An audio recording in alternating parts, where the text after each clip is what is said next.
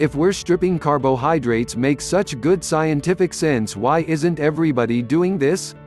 Some people may wonder, this is so different from the standard of care. Is this safe and effective for me?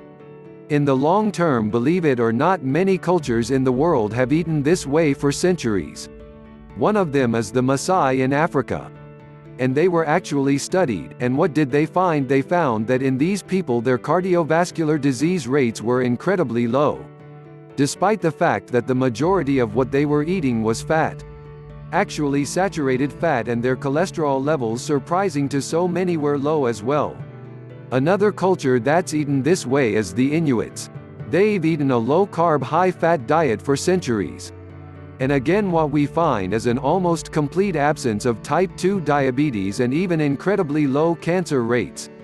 Let's look at the history of a ketogenic diet in the US.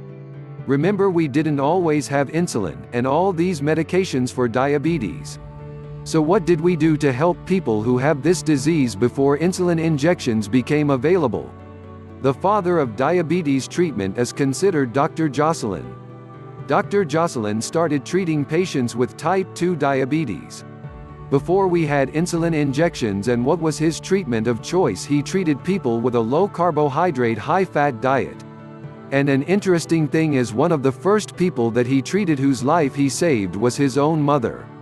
With this method, this is how we used to approach this disease. We got off track when we had so many medications that seemed like they might be easier, but we now have to go back and ask ourselves, are they, or did we know a lot back then? Something many people don't realize is that a ketogenic diet is used as a treatment for epilepsy in children. When medications either stop working or are no longer tolerated.